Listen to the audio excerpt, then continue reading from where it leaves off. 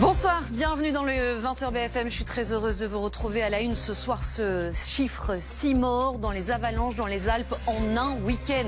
Comment l'expliquer alors que les autorités avaient alerté sur les risques que comportaient les conditions météo? Nous allons faire un point et vous entendrez un directeur de piste très triste évidemment ce soir, mais aussi en colère. Comment va évoluer dans les heures qui viennent la contestation agricole? Les points de blocage se poursuivent autour du port du Havre notamment, mais aussi autour de sites pétroliers. Pour quels résultats? Est-ce que les forces de l'ordre vont intervenir? On va suivre ça attentivement.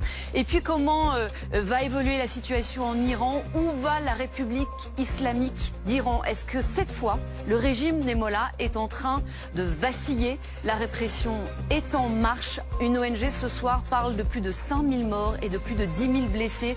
Nous allons en parler avec Gilles Kepel qui sera notre invité à 20h30. Voilà pour le programme. Soyez les bienvenus dans le 20h BFM.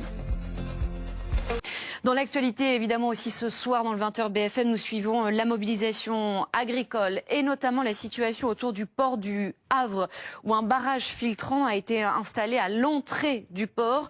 L'objectif, c'est de contrôler les camions pour dénoncer l'accord évidemment entre l'Union européenne et le Mercosur sud-américain. Bonsoir Chloé Giraud. Ça fait plusieurs heures maintenant, Chloé, qu'on suit la situation avec vous sur place. Combien sont-ils derrière vous? Et surtout, qu'est-ce qui est prévu là dans les heures qui viennent? Au-delà du Havre, d'autres actions ont eu lieu aujourd'hui, des barrages mis en place notamment sur des axes routiers dans le nord sur l'A1 ou encore sur l'A63 du côté de Bayonne. Voici les images qu'il faut avoir en tête, les images marquantes. Elles sont commentées par Elsa Théobald. Merci beaucoup Laurent d'avoir été avec nous dans le 20h BFM. On marque une toute petite pause et on se retrouve dans un instant. Deux invités de marque vont nous rejoindre. Gilles Kepel pour évoquer la situation en Iran et Jérôme Fourquet sera aussi notre invité ce soir. On va évidemment aborder avec lui de nombreux sujets, la colère agricole, les municipales à venir, l'absence de budget en France et une étude assez édifiante sur le Rassemblement national. A tout de suite.